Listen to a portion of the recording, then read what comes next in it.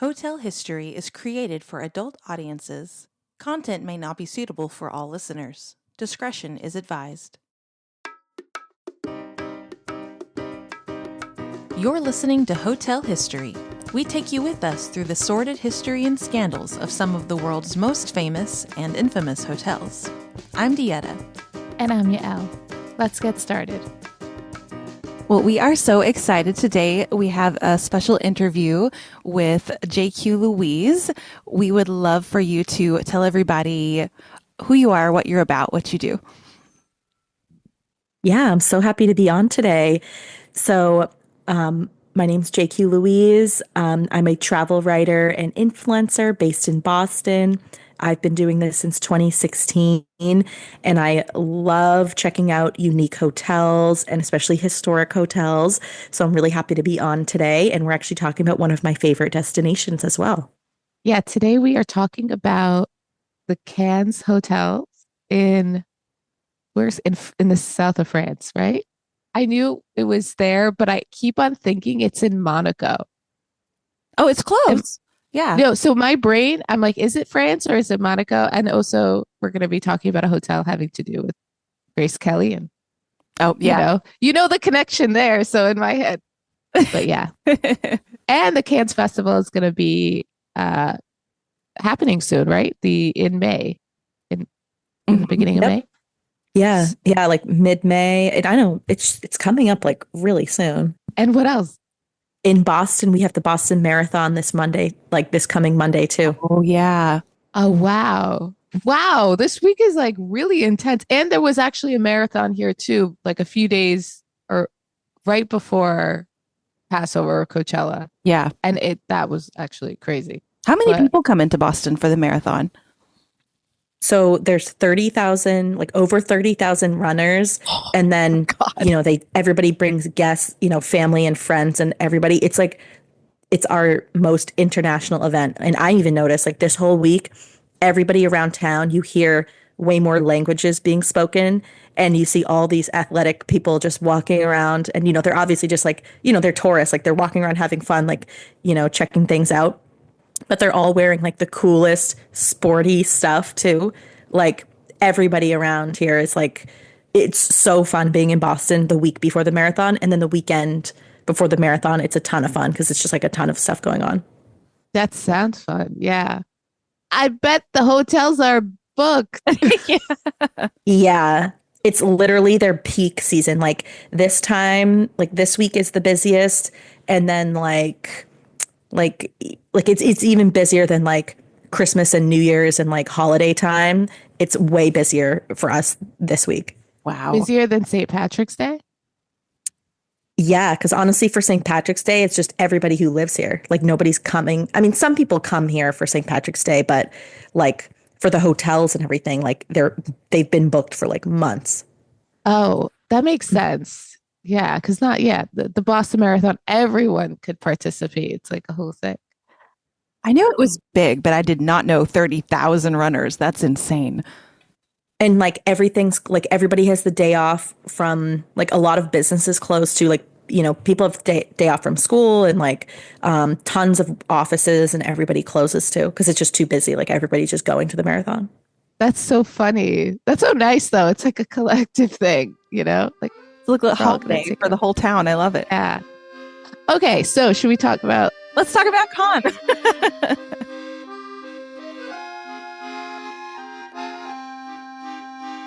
We love French hotels because we always butcher the pronunciation of everything. So, JQ, we will be taking your lead on how everything is. Well, I'll try my best too. But yeah, as Yael was saying, Cannes is located on the Côte d'Azur in the French Riviera. So this is that beautiful part of the southern coast of France that you always see photos of. How many times have you gotten to go? Honestly, I've lost count. So south of France is my all-time favorite destination, and I'm always recommending it to everybody because you can really do it no matter what your budget is, what your timeline is. Like you don't need 3 weeks to go there. You can literally go there for a long weekend, especially if you live on the East Coast. I've done a ton of like long weekend trips, 3-day trips, 4-day trips, whatever.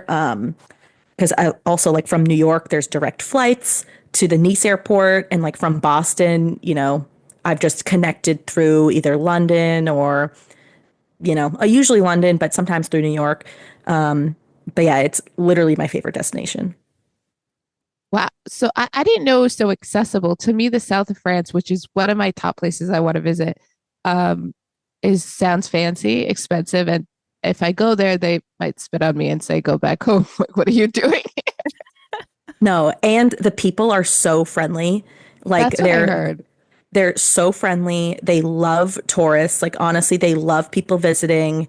Just like the hospitality culture is awesome. And it is very different than Paris. Like I think, like the stereotype of like Parisians being kind of mean or cold, especially to Americans, is definitely a little bit true. And I think it's just kind of like a very like city attitude. Like honestly, people say that about people from Boston or New York. Like honestly, it's just we're in a fast-paced like lifestyle, and if people are getting in the way who aren't from there, you get Yeah. annoyed. I think it's more like that. But in south of France, it's a much more laid back atmosphere.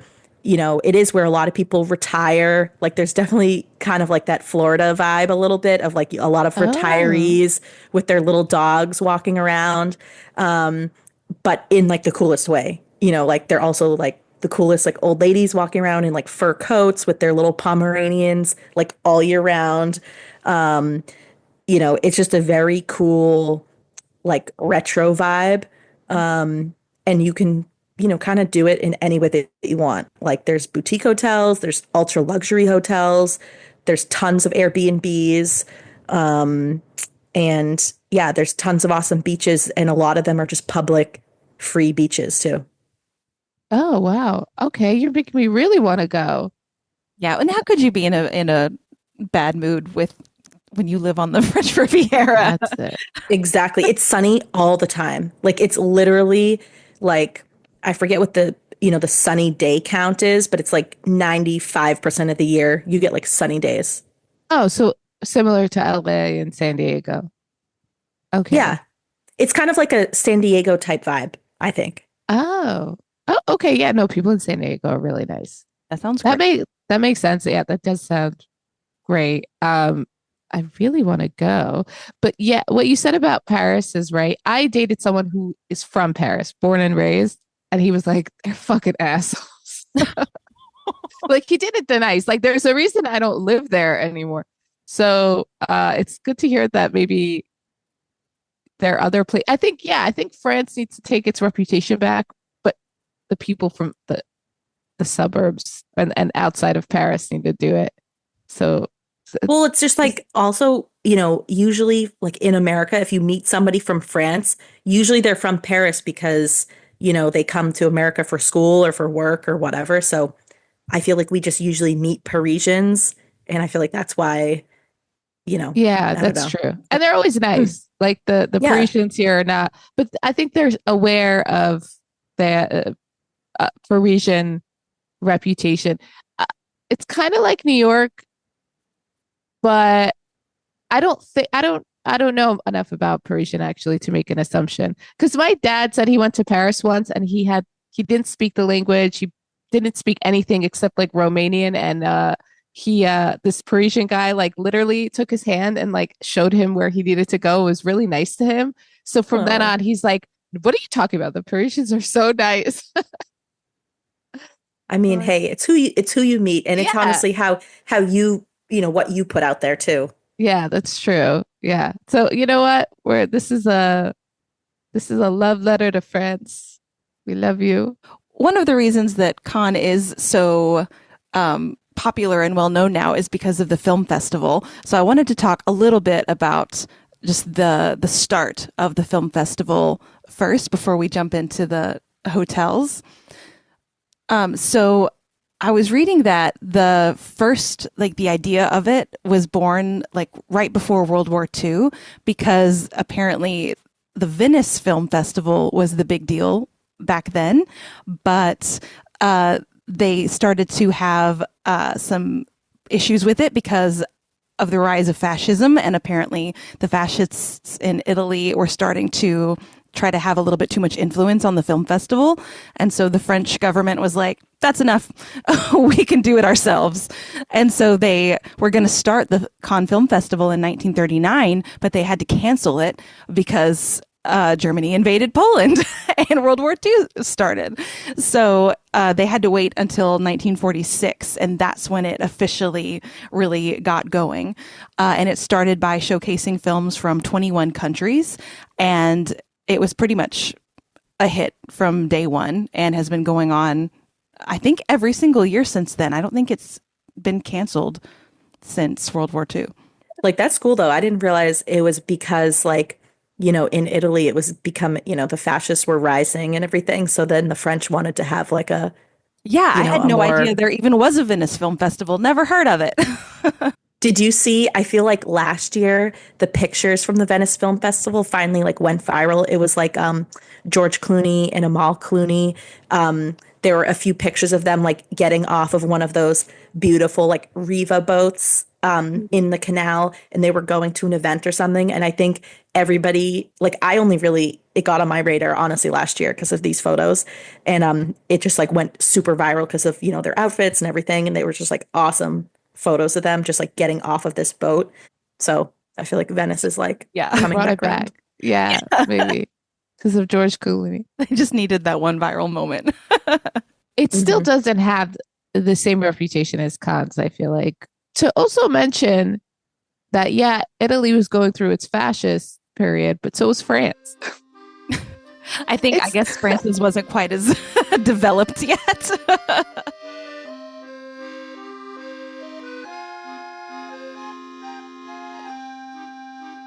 We're going to talk about 3 different venues today. So these have you, JQ, have you stayed at both the Carlton and the Martinez? I have a few times. So let's start with the Carlton. Because I liked its origin story. So I wanted to start with it. So, I mean, just, before we get into the history of it, I can just maybe talk about it today. So the Carlton, I mean, it is the icon of the French Riviera. Like, I think in the French Riviera, there's like the Hotel Cap du Ferrat, which is now a Four Seasons, like a little bit outside. But other than that, like the photos that you see, all the postcards is the Carlton, and it's in the center of literally the main beach area, which is called like the Croisette, which is a huge promenade that everybody walks down, no matter where you're staying or whatever. And it's also where there's all the very high end shopping is there. And it's just like the spot that you think of when you think of Cannes, like you think of the Carlton. It has a beautiful architecture, and it actually went through a huge renovation recently. They did like a gut renovation. It was closed for like 2 years, fully renovated, and they've all brand new restaurants and everything. And just the hotel, it's literally one of those palace hotels. Like you walk in there and it's just like it's so impressive. Even when I see it, like if I'm not staying there, like the last time when I was in Cannes this winter, we stayed in an Airbnb for a few weeks. So, we didn't stay at a hotel, obviously. So we're just like walking down the Croisette, and like even every time you see it, it literally makes you smile because it's so beautiful. One of those places, it's iconic. Mm-hmm. I feel like when you think of the French Riviera, you think of the Carlton. And it has such a fancy name. I mean, it's like the perfect name. What else would it be called? When you were staying there, can you tell us about like the hospitality and like the rooms or anything like that? Yeah, I mean, just to start with the hospitality, I mean, it's so French in the best way. Like I think that's another great thing about just Cannes in general and the French Riviera in general too. Even though there might be international brands that own these hotels, like they're part of a bigger ownership group, the actual hotels are so like locally run, like the attitude and everything, like nothing is cookie cutter. It's like a true 5-star hotel where as soon as you pull up, there's like five bellhops and valets like surrounding you. You know, when you pull up in a taxi from the airport, or if you pull up in, you know, there's people who pull up in like Bugattis there and like, you know, from all over the world, like very wealthy people stay there, but they give everybody the same service. You know, you're really well taken care of. Just everything, especially after the renovation, they did such a nice job with, you know, restoring all the like the marble and all the things like in the lobby. And, you know, they kind of kept the original character, but just made it fresh and light, like, you know, very nice color palette, like light and airy, because you're literally at the beach, but you're in a huge hotel. So it's very historic, but you don't want it to feel stuffy. Like that's why it needed a nice renovation. And yeah, I mean, just the magic of it is waking up to the view of the Mediterranean, where there's every room that faces the ocean. It has these huge windows and like kind of like, you know, like doors basically that open up, and you can have a view of the ocean. Even if you don't technically have a balcony, you can hear and see the ocean, which is my favorite thing. Like if you can hear the ocean and see it, like that's all I need and I'm Oh my happy. God, it's a real life ambient noise. What's it called? White noise machine. Yeah. Yep. Exactly. Exactly. And then every so often you hear a Euro siren drive by. And that's just Yeah. part of the fun too. Oh yeah, that makes it reminds you of where you are. Random question. When you walk into the hotel lobby, what does it smell like? Honestly, I can't think of what the Carlton smells like. I can think of what the Martinez smells like because I've stayed there Okay. more recently. But Okay, okay. I know they have a nice definitely a nice signature scent, I'm sure, but So I've come to really I'm really into scent. One of the first things that I notice when a place is high end versus not, even if they pretend to be high end, is the smell. When you walk into a hotel, restaurant, wealthy person's home, it always smells like intoxicating. Like you want to bottle up that smell and take it home with you. And one of the most like the memory I have of the Plaza Hotel, and they're still like this. You walk into that lobby and it smells like heaven.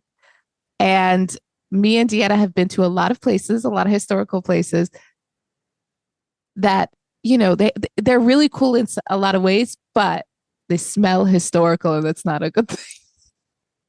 exactly. Well, and that's a big deal for me. So honestly, Yeah. now that you bring it up, that is a big deal. I don't want it to smell musty and old. Like No. because you instantly notice it. Yeah. Like It ruins it. it ruins it. And like that's why I'm always like whenever I'm like researching hotels for trips, I'm literally like figuring out, okay, when was it renovated? Like literally what show me the date. Were all the rooms renovated? Was just the lobby renovated? Like, you know, because I can't deal with that. Yeah. Yeah, no, it's a mood killer. And especially I can't speak for everyone, but I mean, I think for women it's a mood killer because we are really sensitive. The Carlton smelled great. I can't think of what their signature scent was off the top of my I'm head, sure they but did. Yeah. it smelled very nice. They have like a 3D tour on their virtual tour on their website that you can go through, and you can almost smell how good it is through that. I mean, I love the trend of all these like hotel scents that you can buy too. Me Like too. and all the collabs with like, you know, Aqua de Parma and stuff like that. I love these collabs. Yeah, I want to buy the scent of the plaza, and I think they might sell something. They haven't. I don't think they have like a signature thing yet, and I don't know if it smells the same. But I would pay good money for that smell. I think it's just lilies, to be honest. They have big ass lilies everywhere, and it's really airy, and everything's really clean. But there's something else. It's like lilies and money. I don't know what the scent is. That's the other thing for five-star hotels is how many fresh flowers they have. That's Yeah, another thing that I always notice too. Like a true five-star hotel has tons of fresh flowers all over the place. And inside the yeah. rooms, not just inside suites, but like inside every room, at least a little arrangement, you know, on a table or on a That's whatever. That's so an true. because like Yeah. think about it. Any hotel, like any chain hotel or like 4-star hotel has zero fresh flowers. Yeah, they don't. And it smells like it doesn't. Hmm. Oh, this is all coming together. We can give a guide to how to pretend to be a 5-star hotel. Yeah, seriously. Like if any mid-range hotel just like added a flower budget, they could probably jack their prices by like 20%. Yeah. Yeah. I think cleanliness and scent is a big luxury giveaway, which is unfortunate because I think that should be standard.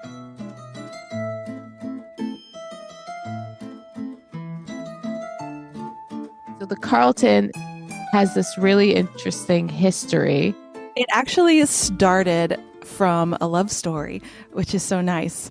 In 1909, Grand Duke Mikhail of Russia, who was the grandson of the Tsar, actually was basically banned from the Russian court and moved to Cannes because he had fallen in love with the Countess Sophie de Merenberg, who was the granddaughter of the famous Russian writer Pushkin. But because she was only a countess, she was considered a commoner and too low of a of a level to be dallying with the future Tsar. So it was basically give her up and become the Tsar or get out of town. So he chose her and moved to Cannes and abdicated the throne. So, but when he got there, he was like, this will not do. There's no accommodations here for the people that I want to invite, for the parties I want to throw. What's the saying? You can take the Tsar out of Russia, but you can't. Or whatever. Yeah. So he basically financed almost all of the Carlton's construction. And they say he didn't lose his money. They just were like, yeah, apparently he could take everything with him. He just couldn't come back to Russia. He still had his bank account. Yeah. Like he's cut off, but not off. That reminds me of the Last King of Italy. Yeah. Yeah. They're like, we're going to pretend like we're punishing you, but we're not. Yeah, you actually get to go somewhere better. But so they say that he named it the Carlton because Carl means free person in Old English or Scandinavian. So Henri Roule was a famous hotelier, and it was sort of his idea, I think, to build the hotel, and he brought it to the Grand Duke and was like, hey, if you finance this project, it'll be what you're looking for. And then the architect was Charles Dalmas, and they built it in the neoclassical style, and the hotel finally opened on January 30th, 1911. And it was such an immediate, huge success that they immediately bought the hotel next door, Hotel de la Plage, on its western side, tore it down and added more wings. And those opened in 1913. And so that's the hotel that we have today. I find it fascinating. Like, this guy happened to just know a former royal burning some money in his pocket. And he's like, I got an idea. Like, don't you want to, how did that happen? How do I just become friends with these people? Like, where were they hanging out? He's like, I know what you need. Let me help you build this hotel. I just love those stories. It's a magical time back in the day.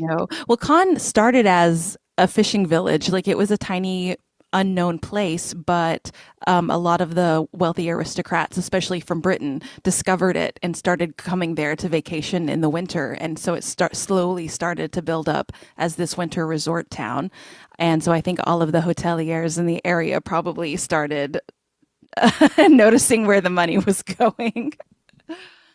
That's true. Yeah. It always starts like that. This used to be I don't want to say the word shithole, but like this used to be where, it's always a fishing village or like just like empty and boring. And someone comes and they're like, yeah. And usually the British. Yeah, it's the British. The British always do.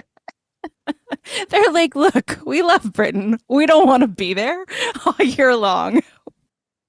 Yeah, that's true. They wanted to run away from the foggy days of London. Yeah. And Yeah, but then they have, oh my God, guys, I figured out all the source of colonialism. Colonialism. It's bad weather.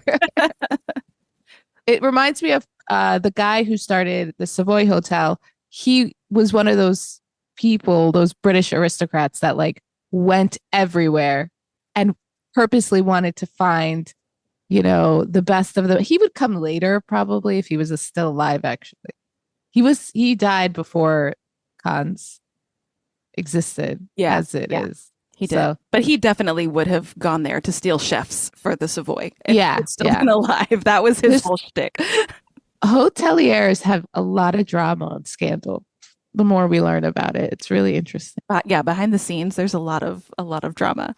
Yeah. So the architect that built the Carlton gave it these two very iconic towers on either of its seaward sides, and that's like always the part that you see on the postcards and stuff is like those two majestic towers that make it look different, I think, than all of the other hotels in the area.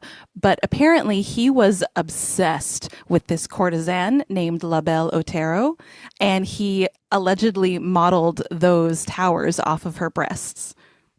They're always doing things like that too, these Yeah. guys. Yeah. It's men. It's always Hey, uh sometimes that's just their love language, I think. I facts.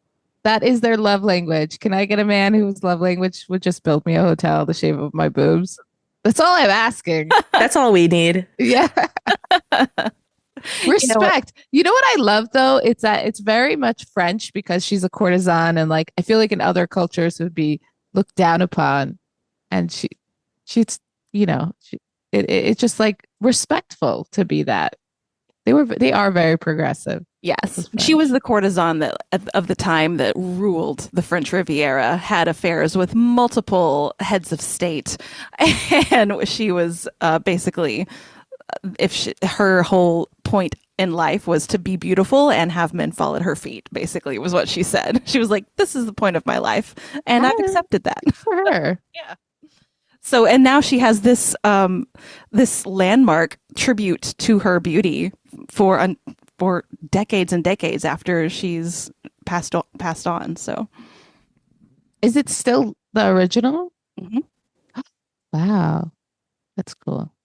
Yeah, during World War II, like south of France didn't get damaged or anything. So like I think I f- I don't know, I didn't have a chance to double check this, but what I've heard is that like the Carlton Hotel is where like the British officers were staying when they were coming up from Africa, and then actually the other hotel, the Martinez, is where the American officers were. And that's why, like historically, whenever Americans have gone to visit, like the Martinez has more American visitors, and the Carlton has more like European and British Oh. visitors. Ooh. The Carltons basically was open for 1 year, and then World War One starts. So these poor hotels. I feel so bad for these hotels that, that during the early part of the 20th century they could not catch a break, and it was immediately turned into a field hospital, which if you can imagine this beautiful luxury hotel, and then just boom, war, and Wow. and injured soldiers everywhere. And then of course the Russian Revolution starts in 1917, and a big part of the Carlton's clientele were Russian aristocrats, thanks to the Grand Duke, and so that also hit the hotel very hard whenever the aristocracy was no longer available to come because they were going Dead. through their Well, own. it's but the funny thing is how history repeats itself. So, a few years ago when the war with Russia and Ukraine started, I remember I was in like I was literally on a press trip in Dubai, like the day Russia like attacked Ukraine. And then there were a bunch of Russians there who were literally saying like, "Oh, we have a trip planned to France like this summer. Like I think we're not going to be able to go. They'll probably not. They'll probably shut off our visas and all that. And then literally that summer, they had the sanctions and like Russians weren't allowed, bunch of stuff. And when I was there in the summer, they were telling us how quiet it was because they have so many Russians usually in the summer for vacation and they weren't allowed to go anymore. Wow. Oh my God. That sucks. That's Crazy. History repeats itself all the that time. is crazy. Yeah.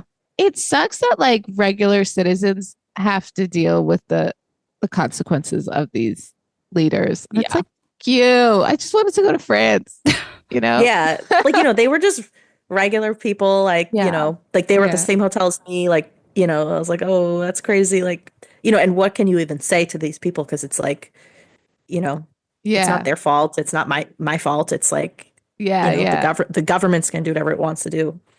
It only took how long for the USSR to fall? Long enough. Like, imagine you wanted to go to the south of France. It's 1917, and you're like, I'll just go when things ease up. 1990. Yeah.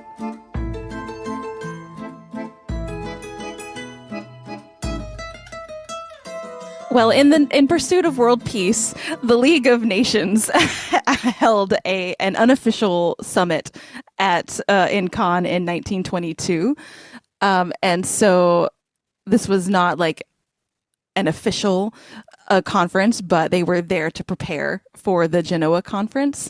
And actually, the U.S. was not part of the League of Nations because even though it was Woodrow Wilson's idea, the U.S. did not join. And so we weren't there in an official capacity, but our ambassador to Great Britain was there. And he's actually in the photos. If you can see the photos of all of the diplomats lined up. His name was George Harvey, and he was there and stayed at the Carlton in the fifth floor. Why weren't we there? Because we weren't members of the League of Nations. Why? Isolationism. Oh God. I know. It's so it was our president's whole idea, and then we were like, "Oh, we'll let you guys see if that works." So American. We're like, never mind. We'll stay over here. Actually, we're good with this ocean between us. It's fine. Yeah. But here again, another example of a hotel being the grounds for change in the world, good or bad.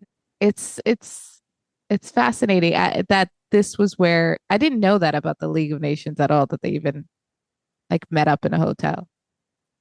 Yeah, I mean, it makes sense. You've got to have all these people coming in from internationally, and they have to stay somewhere. So hotels are just like this natural place for all of these big societal changes to start happening. I think that happens also because monarchies are no longer, and so you can't have everyone come to your palace because that's what like existed before. Yeah. So this is like the equalizer palace. Yeah. It's kind of like everyone. It's just no one really owns it. So in a way, it's like the safe, neutral place. So I want to jump ahead to the Cannes Film Festival opening up in 1946, and so back then, of course, not as big a deal as it is now. There were only 8 journalists present for the very first one, but they all stayed at the Carlton. And so even now, like the Carlton is sort of the go-to for a lot of journalists, because now like over 5,000, I think, journalists will come just for the film festival. I think it outdoes the Olympic Games in how much coverage it has. Are you serious? Yeah, seriously. And especially now because of all the influencers too that go, like literally, I feel like it's so much press. And honestly, you hear the least about the films. It's literally about all the people who are there and all the red carpets. But it's like, honestly, you don't really hear anything about the actual films unless you read like film news magazines. Like, yeah. Well, I didn't know it was more than the Olympics. That's crazy. But yeah, just to put some scope on it, like the Carlton says that they serve 10,000 breakfasts during the week of Cannes. Whoa. Like 1,500 bouquets of flowers, 5,000 bottles of champagne. And this is just the Carlton. Yeah, this is just That's crazy. So that's the one time I've never been in Cannes. I've never been to the film festival and I've never stayed there during the film festival because everybody's told me unless you're going there for, for all the events and everything, like you don't want to be there because the city is packed. I mean, that's a lot of people for what it sounds like such a small area. I mean, like, so the area where the actual festival is, it's literally in this place called like Palais des Festivals. It's just like their big conference center, basically. And they do conferences all year round too. Like honestly, Cannes is set up for these types of festivals, like in like the spring and the fall, and like honestly, I think all year round, like they're booked with like these huge conferences for everything. Like if you ever go there, like just for a vacation, there'll be something going on in the Palais de Festivals. Like there'll be something, and like honestly, it's just as exciting looking as the film festival. Like they have all these huge posters and like all this stuff going on. um and then there's actually a whole area in front of the old port where they have like carnivals all the time too, like literally like rides, and it's like something different all the time. It's not like a permanent thing. It's just literally like if there's a yachting festival, they'll have a whole like like Olympic Village type thing, like set up like out there. And a lot of that's open to the public. And it can be really fun because you can go in there, walk around and, get the swag from all the places and everything. So there's always something going on. Wow. Man, I think maybe Cons needs like a better marketing team. They should be talking about all the other stuff. The people should be talking about that and Like going. for the US, people don't realize like it's all Europeans there usually, which, makes it fun for us too. It's not just like filled with Americans, um but yeah, every time I've been there, there's always something going on, and honestly, it has the infrastructure, which is the good thing because some of these places, it can get crowded or whatever, but like they have it set up like the right way. Well, one of the I think best known movies that features the Carlton is, have you guys ever seen To Catch a Thief? Yes, Yes. Okay. I love So that movie. this is an Alfred Hitchcock movie, of course, with Grace Kelly and Cary Grant starring. It was filmed there in 1954, I think. I think it was released in 55, maybe. Yeah. But it's a romantic thriller and it takes place completely on the French Riviera. So lots of beautiful landscape and scenery throughout the movie. And then it was filmed in and around the Carlton. So, of course, Grace Kelly and Cary Grant stayed there. They filmed in the suites. They had like suites dedicated to the Grace Kelly suite, I think. Yeah, I think they filmed a scene in the Grand Salon as well. There's like a big, Yeah. because I remember Grace Kelly's wearing like this really beautiful blue dress or something. Grace Kelly really like this movie specifically probably is one of the most, in my opinion. I went to school for fashion, so maybe I'm being a little annoying, but is like the perfect costume dressed film on an actress I've ever seen. Every single outfit she wears is amazing. She's gorgeous, but like, wow. I don't know if any of you guys noticed. Well, like no, I think this movie is the most like movie star movie. Like I feel like the Yeah. look, it's like, whoa, they're movie stars. Yeah. Like Yeah, they are. They're both beautiful people. But I remember watching the scene where she's in that white dress with that huge ass diamond necklace for the first time, and I'm like, straight up, if she time traveled 1,000 years ago, 1,000 years ahead, she will still be the most beautiful person. That outfit will still be in style. And I was just so like, oh my God, I wish I could dress and look like Grace Kelly in the way she presents herself. Not like, oh, be blonde and blue eyed, but like really, no, she's I was stunning. Yeah. mhm, Yeah. There's a Like- reason she became a princess. I mean, Yeah. exactly. But her husband was ugly. Well, he needed the money. He literally needed her money. Isn't that Really? crazy? I thought it was the they other way around. no, he needed her money because Monaco was going bankrupt. Like they literally were broke. Oh, wow. which is I insane. didn't know Honestly, that. you Yeah. guys should do an episode on that. On Monaco. We should. Oh, Like- we should. Because she like literally Nobody knew about Monaco. He was going bankrupt. He needed some hype. So he needed like publicity and money. And I just read something about this the other day. He made her family, because I think her family was wealthy too. And then she's Yeah. obviously had all her movie star money. He made them like pay a huge dowry, like to like the Principality of Monaco. So for her to get married. He Why made them did pay they? a dowry.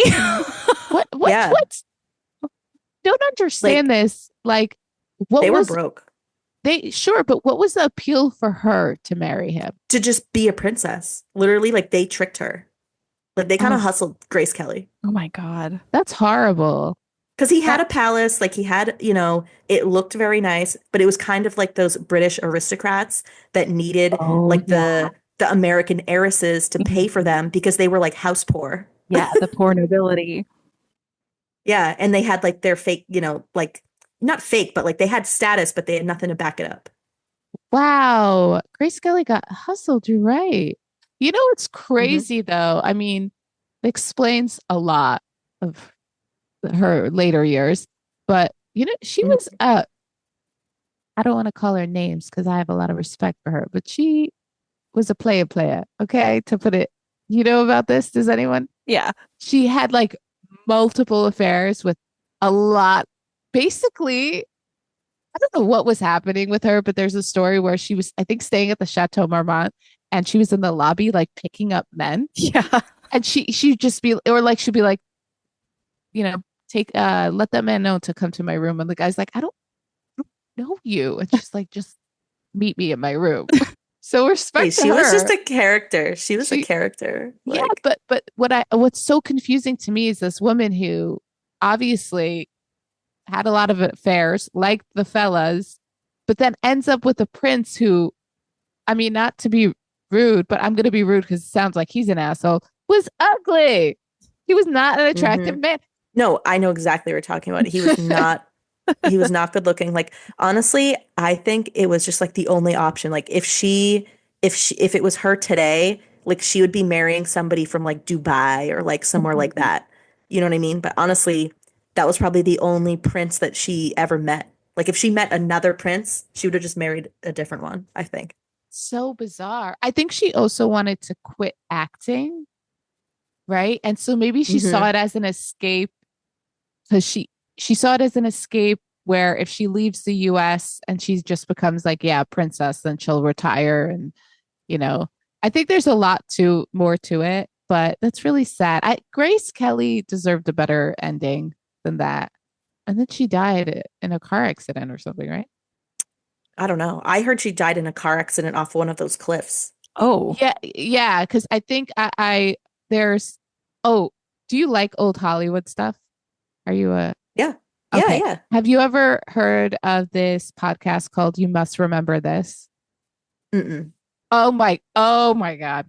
Best All right, I'll look it my up. favorite all-time favorite podcast other than this one. But it's an amazing podcast. She goes into depth of every single like old Hollywood, basically all of Hollywood.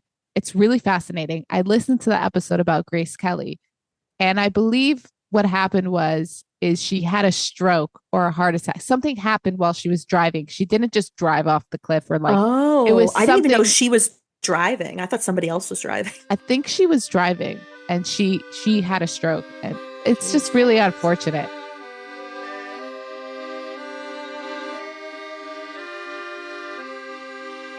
unfortunately, JQ has to go, but we are going to continue more about the Carlton's history next.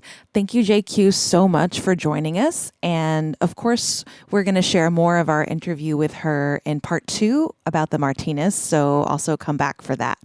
Before you go, first of all, thank you so much for joining us and reaching out to us. Where can people follow you on Instagram, on TikTok, on do you have a newsletter?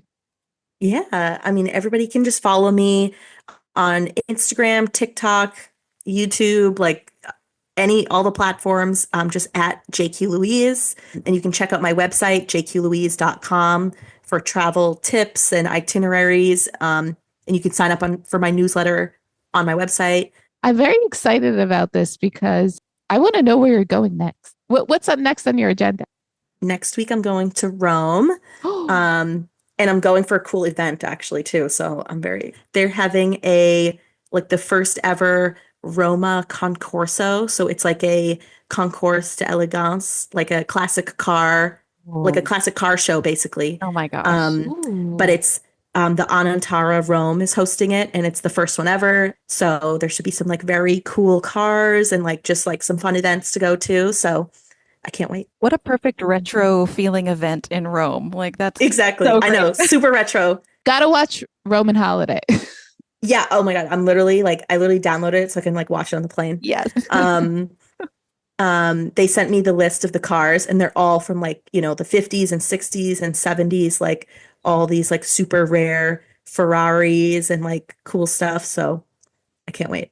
Are you staying at a hotel or are you Airbnb? We're staying at the Anantara Rome, who's hosting the event. So we'll be right there. And I've never stayed there before, so I can't wait to check it out. I've been to Rome once. It was really great, but I stayed at a hotel called Hotel Number One. So there's like Hotel Number One, two, and three, and there's 100 of them. And I Oh my went into God. the wrong Hotel Oh, Number so it One. wasn't like we're the best hotel. No, We're no, number no, one. no. They were like Hotel One, Hotel Two is over there, Hotel Three. And then I went in and they were like, this is not the hotel. I'm like, it's the same name. They're like, your Hotel One is over there. And they took my luggage and they laughed and yelled at me. I still had a great time though. I do Oh like my Rome. God. I don't think you'll have that problem. Amazing. Oh, awesome. Well, this was so much fun. Thanks for having me. This was great.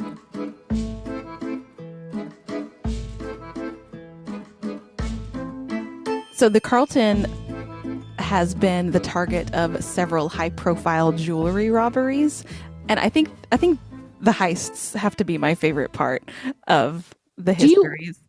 Yeah, but do you think, obviously, I'm not going to say that To Catch a Thief has to do with these heists because these are much later on in history, but like it must have a reputation. Right. Like yeah, is art is life inspiring art or is art inspiring life? Yeah. Yeah, so the biggest one I think was in 1994 when three men brandishing automatic weapons entered the jewelry store in the hotel and just opened fire, apparently. The thieves made off with over $60 million in jewelry and precious stones. After the investigation, it was determined that the thieves were firing blanks because there were no bullet holes anywhere, and they were never caught. So they literally went in there, fired blanks, and made off with millions of dollars of jewelry. Oh, I'm sorry, this was not the biggest one. The next one was the biggest one. Wow. That's actually okay. I respect these thieves because they're like, listen, we don't want to hurt anyone. We Mhm. just want your jewelry. It's all wrong. They should go to prison. I'm not, whatever. Not But like, excusing it, but not also excusing it. But no, but I'm just like, can more people do that? Like, not kill people for this shit? Mhm. Like, I Yeah, kind of like have, apparently it's pretty easy yeah. to do it the trickster way and not have to hurt How would anybody. you know? Yeah, because you're not taking the risk Yeah, as no the one is. person. You're not going to fire a gun in the air and everyone around you be like, let me see if there's a bullet hole first. Yeah, that's so true. So another one in 2013, a thief stole $136 million in jewels from the hotel in a daylight robbery. The audacity. I love it. The thief, carrying a handgun, entered the salon through a French door, which they don't know if it was forced open or if someone had just left it unlocked. He picked up a sack containing 72 jewels, 34 of which have been described as exceptional, stashed them in a suitcase, and walked out again. So he didn't even like threaten anyone. He just It literally doesn't picked sound it. like, yeah, I just literally was like, oh, look, here's some jewels left unattended. Okay, I'm sorry. I'm sorry. That's the fault of the Carlton. The heist has been called the biggest ever in France and possibly the biggest of all time. The jewelry was part of a temporary exhibition by Leviev Diamond House, and no suspects have been charged. Second time, no suspects have been Yeah, charged. they couldn't find anybody. Milan Poperick, a known member of the Pink Panthers, an organized crime gang, has been suggested as a potential suspect, having escaped prison days before the heist. This is a movie. This has movie written all over. Yeah. Wow. The Pink Panthers are an international jewel thief network responsible for a number of robberies and thefts, described as some of the most audacious in the history of organized crime. It has roughly 800 core members, many of whom are ex-soldiers with extensive military backgrounds, consisting mostly of Serbian and Montenegrin citizens who are believed to be Bosnian war veterans, making use of their military experience for criminal activity. The organization was named by Interpol after the Pink Panther series of crime comedy films. I have a question. Go ahead. Yeah. No, just there's 800 members of these people and no one's doing anything. Like, what? I really love that they're like, I mean, when I think of Serbians with military backgrounds, I think of like big beefy men, like, very serious. And I love that Interpol was like, and we're going to name you Pink Panthers. I feel like that takes them down a little notch. Yeah. Oh my God. Yeah. But they have been, they're responsible for some of the most glamorous heists in history, with one criminologist describing their crimes as artistry. They have operated in numerous countries and include Japan's most successful robbery among their thefts. So apparently they're pretty good at it. But how are they not caught? I just don't understand. I don't know. Well, and this is in the night. I wonder how many. I wonder how many they've done since everybody and their mother has a phone camera and Ring cameras everywhere. Because Yeah, that's true. seems like maybe the amount of heists have definitely gone down. So to continue on with the history, on November 3rd and 4th, 2011, the Quaset hosted the 25 heads of state and government of the main countries of the world. What are the main countries of the world? This is interesting. 20 of them, apparently. Who came to attend the G20 summit.